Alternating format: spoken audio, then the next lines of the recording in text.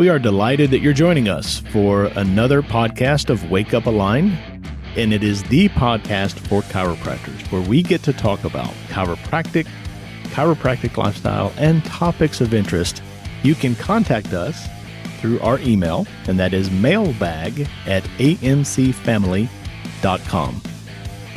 So glad that you've decided to join us for another episode of Wake Up Aligned. I'm your host, Dr. Shannon McMurtry, here with my friend Tom Owen. Tom, how are you doing today? I'm doing well. Ready to see where we go with this one. This one's going to be an innate-filled episode, I believe. Yes, it will.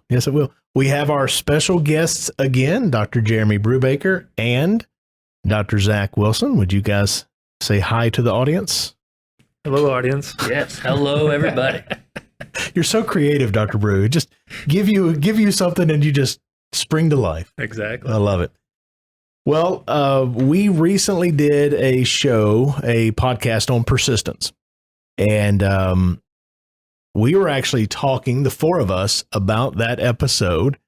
And I guess for lack of a better phrase or lack of a better way to present this, we don't want to reproduce that episode. That episode we feel like is good as a standalone, but felt like maybe it was necessary to go to another level. Like, you're going to go through it. Life is going to throw it at you. You're going to have those moments to either take the easy route or decide what you're made of.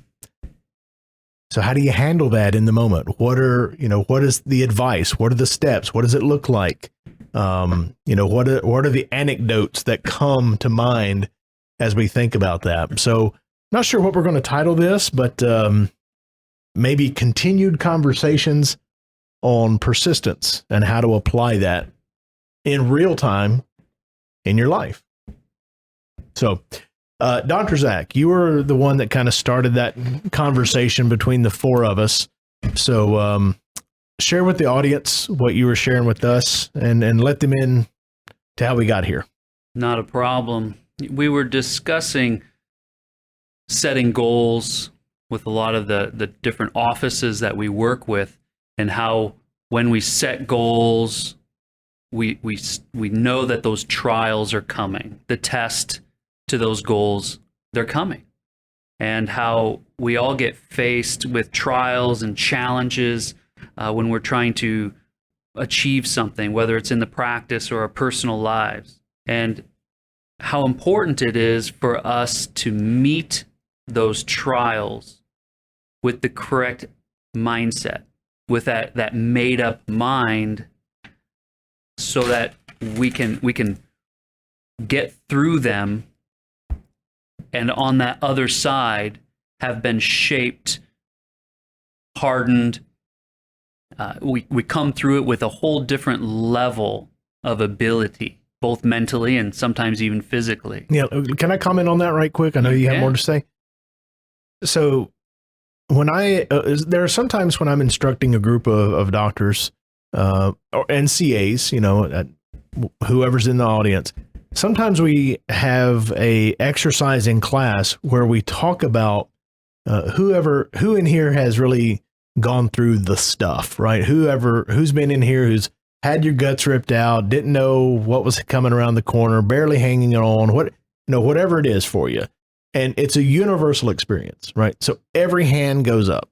And if you're over a certain age, every hand says, "Oh yeah, I've been tested. I've gone through the ringer." Okay, so hands go down. Next question is, how many of you really enjoyed that in the moment? 0 hands, right? Because if we're going to be honest with each other, we really would prefer to be comfortable. We don't want to go through all the stuff that refines us and grows us and develops us. That's no fun. Of course it's not any fun. But then third question, how many of you gained something, became better, became more than what you were before you went through the stuff, and have an appreciation for what you developed or what you became precisely because you went through that? Again, all the hands go up, which shows you, and I've done that exercise multiple times in 20 years, and it just shows you that those moments, even though we don't like them, all of us gain perspective and appreciation over time because of them. And I know there are many times in my life that I was up against the wall. I was having some very challenging circumstances. And would I like to relive that just for the sake of doing it? No. But if you said I could go back in time and avoid all that, but not get what I gained, I wouldn't make that deal with you. I would not go back, even to avoid those really bad circumstances, because who I became because of them is something that I really appreciate. Right? So I just wanted to interject that as you were, forming that thought. I know you had more to share. No, it's true. Those are the events in life that make us who we are.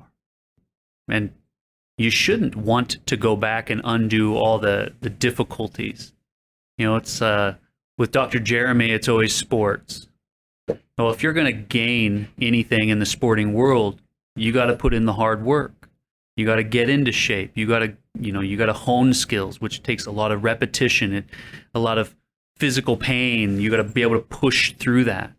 And it makes the better athlete. It makes the one that can get up and make the clutch buzzer beater shot and win the championship. Right. So I guess it will always boil down to your why. What's your purpose? Is that strong enough to help you through the trial times, the challenges? Isn't there a phrase, like a cliche or something out there, just to the group here, that like some people crack under pressure, some people respond or refine by pressure? There's something like that I'm going to have to Google it as somebody else is talking. So sorry. I thought some one of these smart co-hosts would jump in on that. So, all right. Well, that's where we got to for this episode. Dr. Jeremy, you were talking about that application, right? That in the moment. Share some of those thoughts, if you don't mind. I think I'm going to piggyback on Dr. Zach, where one of the last things he just said was essentially what's going to drive you through these tough times. Because we all have experience. We've all been through them. I think around the table, we were talking a little bit before we jumped on here. And I think we'd all argue to say those experiences made us stronger. They've developed, Dr. Zach said, developed our character or who we are now. And that's one thing, at least where we sit today, and no matter when you're listening to this, it's still going to be true. We just came through what we consider goal setting season, right? Through a new year, not too long ago, into January, and the resolution crowd that's going to make them, and then by this time of the year, they're already gone. Right? But they really wanted it, and I don't think that's inaccurate. I think people do really want to see change, make change. This year's going to be different for me than previous years. And it's the same in our profession. We'll see an uptick in doctors seeking help to change their practices in January, probably more so than any times of the year, typically, because they don't want to have another year like the year before. Right. So there's a need, there's a desire for change. But the caveat, and again, piggybacking on Dr. Zach's comments, was change doesn't happen at a comfort level. Rarely. Would you agree? Oh, yeah. As we're sitting here, we're all nodding our heads going, yeah, change always occurs because something changes and challenges us. There's a saying, if the answer to our current problem or situation or getting to the next level was, currently on the plane that we think of now, well, we'd already be there. Right. So there's this, I just like to get there. I'm a producer. Let's just go do it. But there's always going to be a process. We talked, I think, in a different podcast, there's no process that does not require time. Sure. Well, change does too. And most of us do not want to go through the uncomfortableness of that change. So in the context of that, a theme right now, if you're working with me as a mentor in Aligned, we've been talking a lot about, yes, our goals, what those are. Let's define those. Let's have the vision for where we're going. Lack of vision, my people perish. So that vision is an important component, having some clarity there. However, what is going to drive you to that vision through these challenges. I think you said persistence. This is kind of a tag on to Sure. the podcast I listened to about persistence that you guys did. But the persistence, there's some depth to that word persistence. It's not, I just decide to be persistent today. I think that's a great decision. But if it's going to be very empty. And I don't believe we're going to really be persistent if we leave that hang right there. So I'd like to kind of throw that to everybody around this table to start to unpack, okay, what are the attributes or conditions that kind of pre-qualify persistence? And I always loved Bill Harris. I don't know if you all know who that is, but if you don't, Google him. A lot of the AMC system probably could be contributed to influences from Dr. Bill Harris and the Batwells, which were his nephews, who are all very close relationship with Dr. Owen, who put together this aligned system. But he said something, and he'd say it and say it and say it, and in his voice, you'd have to just hear it. But he said determined persistence. He called it DP. Right? You can do it with DP. So I enjoyed, at least in this round table right now, just unpack that persistence word a bit. Mm-hmm. See what you all think about that. Well, I heard you say about the processes, and I'm the one at the table here that's written a book called The Made Up Mind, and we've talked on other episodes about, everybody has to, and they do. You do have to come to a line in the sand moment. Nobody can do that for you. Nobody can talk you into it. I know Dr. McMurtry over the years has, he's walked by out here in the hallways with me at a summit and said, sit down here and talk to Tom. He can help you with that. And I'll listen to whatever the situation is. And I go, I can't do anything until you make up your mind you're ready to. And I'm not going to sit here and waste my time pacifying you and trying to entertain you. You're the one facing the journey. You've got the challenges. Somewhere along the way, you've got to make that decision. So, yes, there is nothing more powerful than the made-up mind. But the made-up mind, like Dr. Jeremy said, there is a process behind it. Nobody, myself included, is just going to make up their mind, and then that's going to be enough to overcome all the obstacles, all the resistance, all the headwinds, the objections, the things that you're blindsided with, the rogue waves of life. That decision's not enough. You have to feed that mind. So when I say you got to make up your mind, you got to make a decision, a commitment. Commitment spelled backwards is sacrifice. It's going to take work. It's not going to be easy. It's not going to be comfortable. That's right. Success isn't found in comfort. But as you make up that mind, you have to feed that mind. And that's the process of persistence I think you're talking about. Because you're going to have to be consistent in feeding the right things into that mind. Because as soon as you make up your mind to go for it, well, the doubt, the fear, all the naysayers, the crabs in your bucket, I can talk about that for a while on this episode. Just be prepared for that. As soon as if you've never heard the analogy of crabs in a bucket, listeners, I'll tell you very quickly. I will probably next week go fishing, right? Dr. Jeremy lives down the road from me. He knows when I take my boat out, he can see my boat leaving, and he'll know Tom's going fishing. And when I go fishing, I'll get a bucket of crabs, blue crabs, and they'll be live, and I don't have to put a lid on that bucket, because as long as there's more than one crab in that bucket, there's no crab that's going to escape the bucket. So I don't have to put a lid on it, because all the crabs pull the other crabs back down. Now, when I get down to where there's one crab in the bucket, I better put a lid on it, because he or she can get out.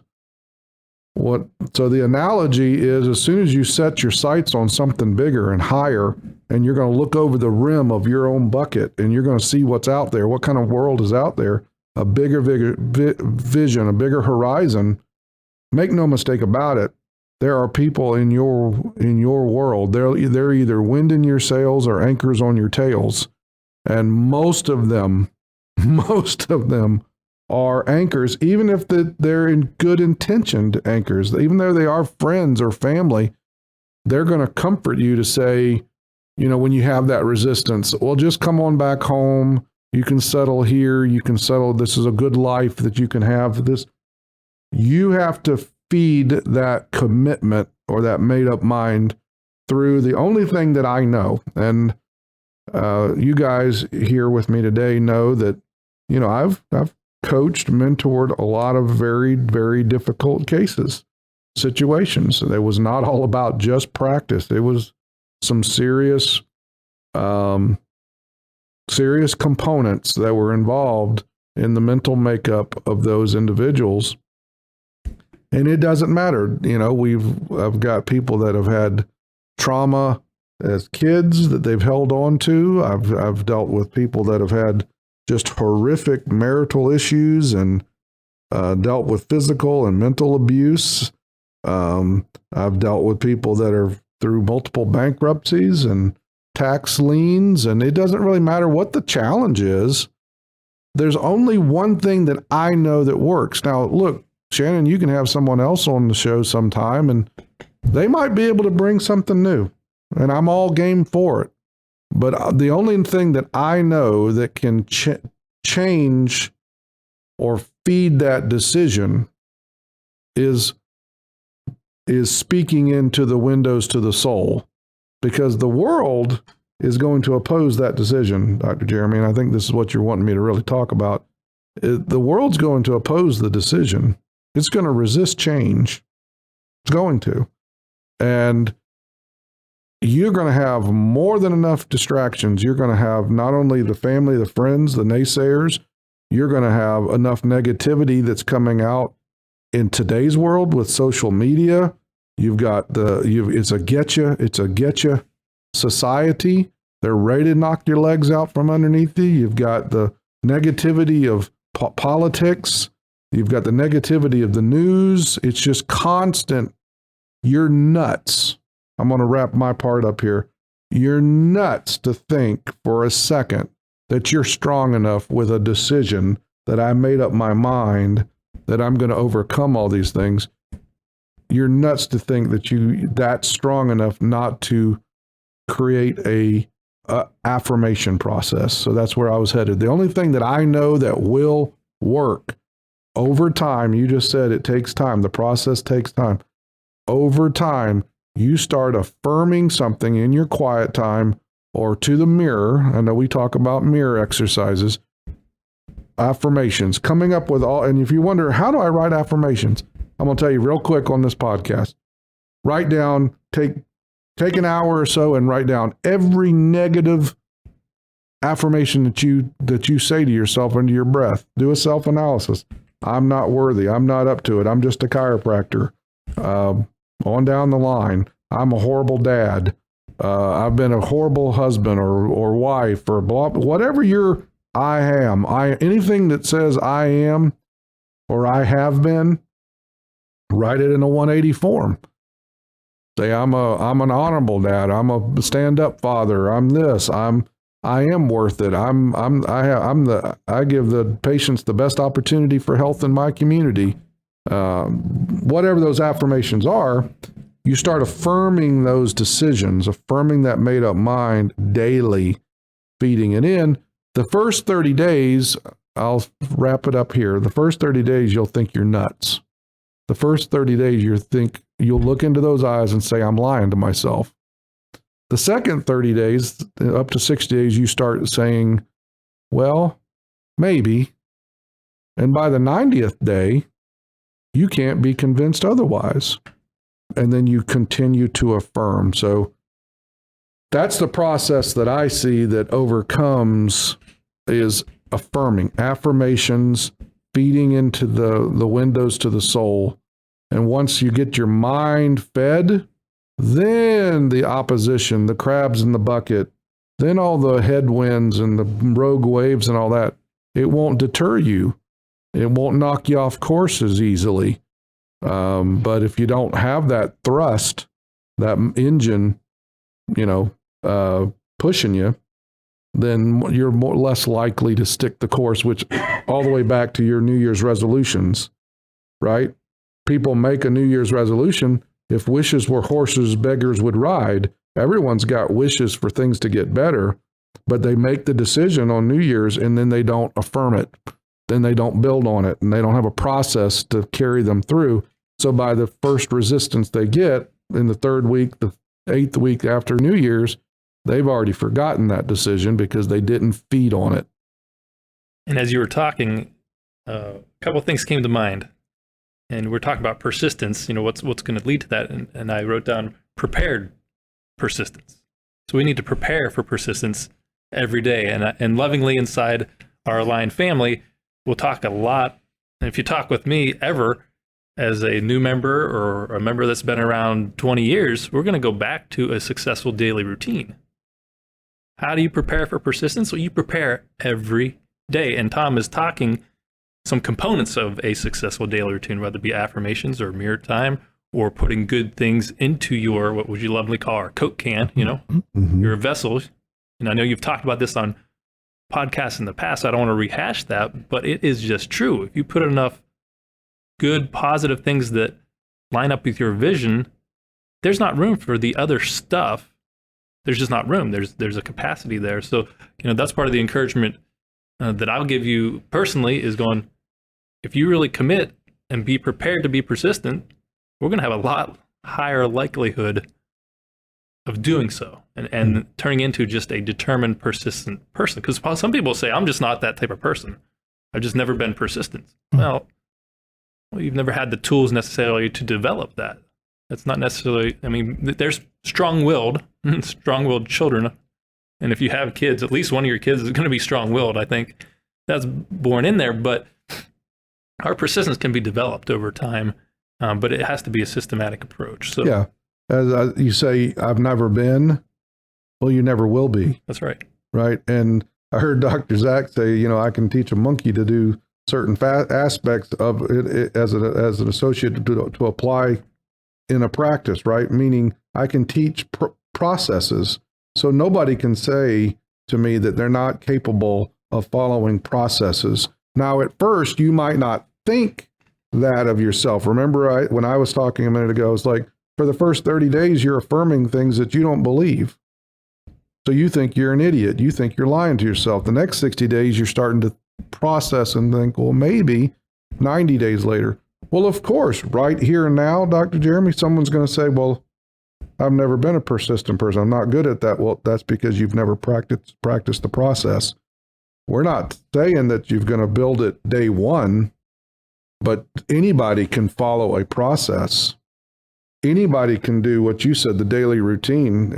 You're right. The affirmations and the quiet time are just a component of things that will produce a particular result and will transform and will feed the ability to persevere. Well, one of them was just you kind of hinted around to it. As a chiropractor in a practice, how many are going in and doing a walkthrough? How many get to your office an hour before you see your first patient? How many are in the habit of walking in 10 minutes before you see your first patient? There's no pre-thought to your day. Nothing different's going to happen. You're just going to be one of those guys that are stuck in that routine. Who gets there an hour early and does a walkthrough, speaking out, expecting change? That's persistence. You were mentioning Dr. Ryan Porterfield in a recent episode, Dr. Yep. Shannon. Dr. Porterfield, perfect example. His circumstances could have dictated his reality, right? But his reality, he didn't let his circumstances dictate his future, right? He transformed, even though he was in the storm. He was in one heck of a storm, but he chose to follow the processes that would lead him out of that storm, right? I've heard our friend Dr. Osborne talk about the analogy of the cows versus the bison. The cows will constantly run with the storm, so they constantly they're constantly scared and they're constantly running from something. Bison turn and run through the storm, and then they sit on the other side eating the green grass, that the rain has nourished. You with me? So who's pressing forward through that process? Dr. Jeremy, you said that a lot of your stuff comes back to an athletic background, and I love this concept that you shared, and I hope everybody grasped it, that they need to be practicing their persistence prior to the problems to develop or prep their performance when the crap hits the fan. So, athletic analogy here.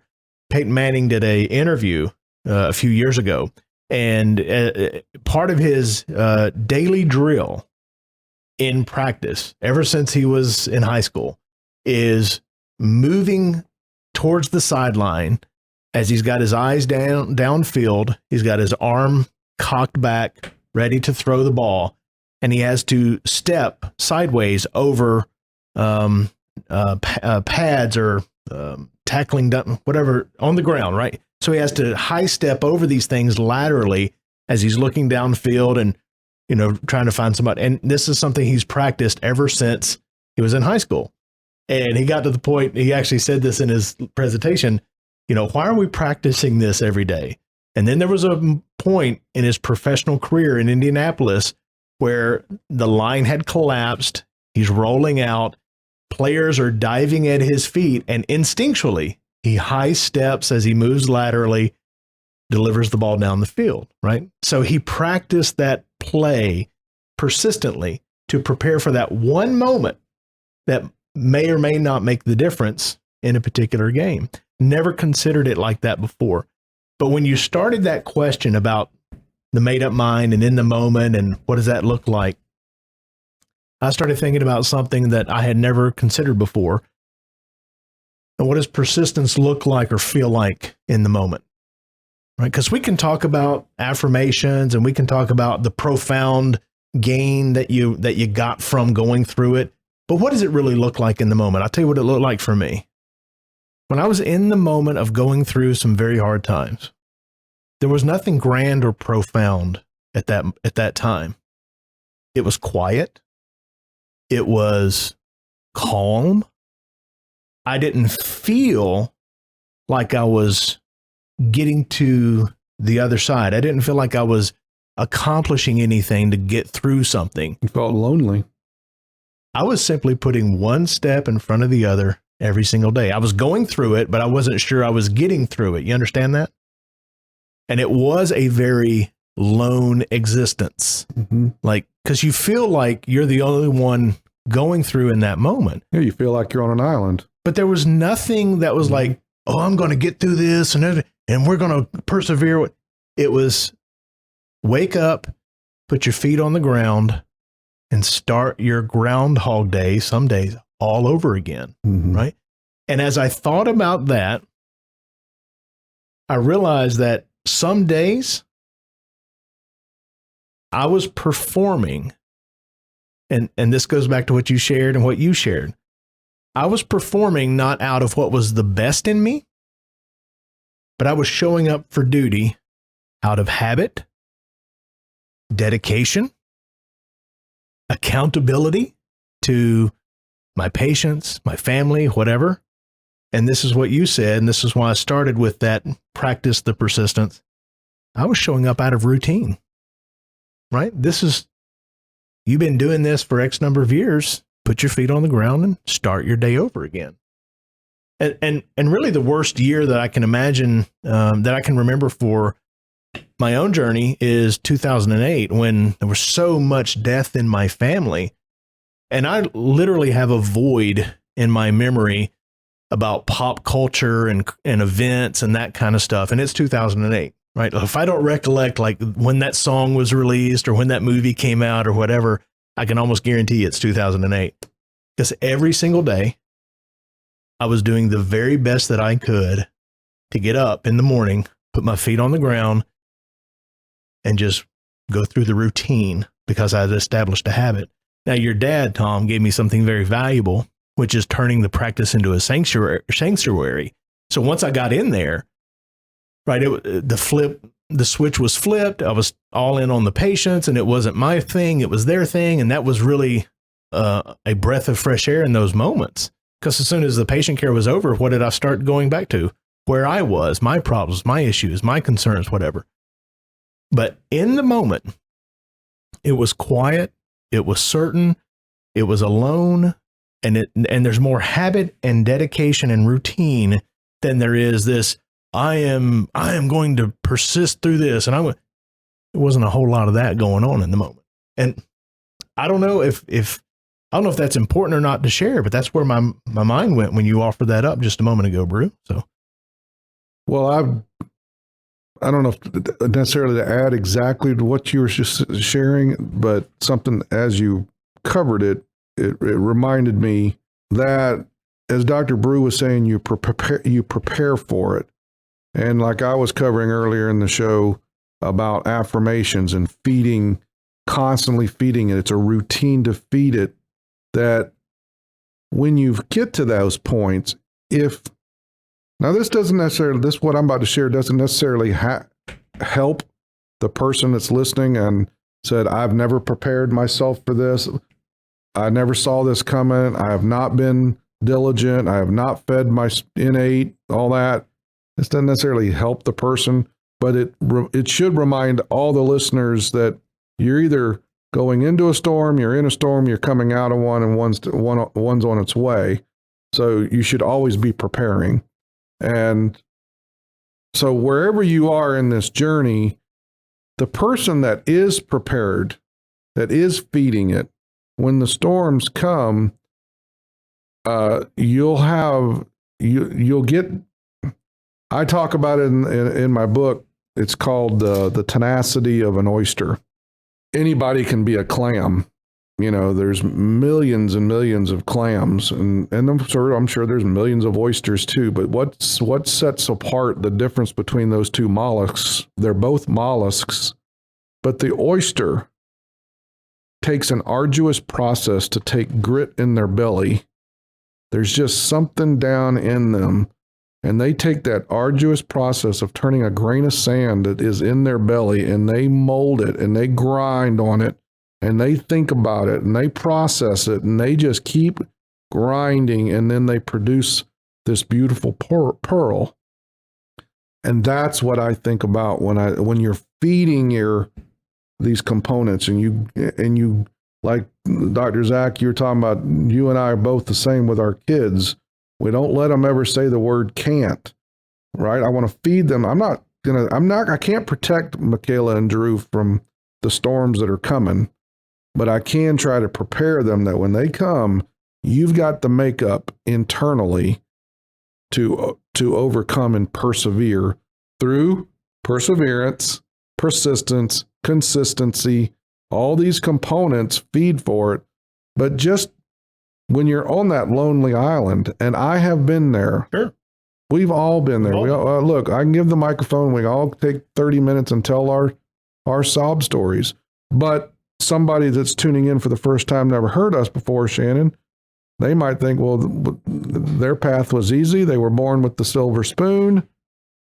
I can assure you, I know exactly what it feels like when you come home and the cupboard's bare. I remember where I was. I remember I was on Leawood Avenue. I remember that cabinet not having any food in it. I know what it feels like. I know what it feels like for me, actually. I can tell you I have lived in a pop-up camper before. But all those times I wouldn't trade for $1 million. I wouldn't trade it for anything, because it was that when I was on that island and I felt alone and I was dealing with what you were describing earlier. You know what was still in me, though? That grain of sand. You can knock me. It's like you talked about on another episode. My dad always identified as a cork.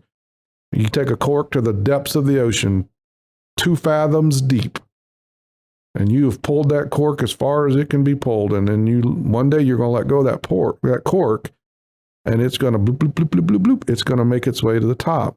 That's it's the same. And his talking about a cork is the same as me talking about the tenacity of an oyster.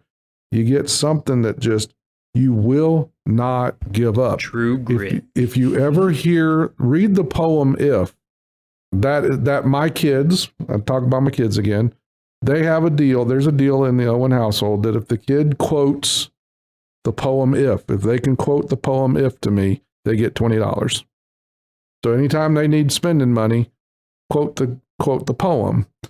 But there's a passage in there, there's a phrase in there that talks about if you can risk all your winnings on one pitch or toss and lose it all and never breathe a word about your loss, to start over with nothing and never breathe a word about your loss. But anyway, the point is that it's the fact that there's nothing in you except that's what it is.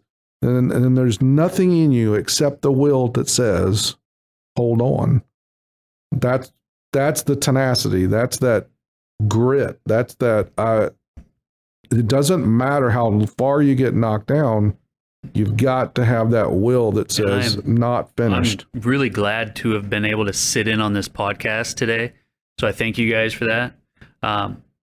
I know that there's going to be listeners out there going through that time that's requiring that tenacity and requiring just that persistence, and they're going through it right now. They're in it. They are in it. And if they're already a part of this family called AMC and they need somebody to lean on, I want them to remember, like, your mentor, that's what they're there for. Yep. Anybody in this family is somebody you can lean on to get you through that time. And if you're somebody listening that's not a part of this family yet, and you need that person to lean on, that is what we're here for. It's what we do. So don't even hesitate to reach out. And as Tom's dad would have said, enough said. Thank you, gentlemen. Excellent. Well done. Follow our show. You can share it with friends, of course. And we'd love for you to contact us at mailbag@amcfamily.com. In addition, you're always invited to attend or join us at a summit. Of course, registration is required. And we would love for you to check out the loads of free content we provide to social media every single week. Until next time.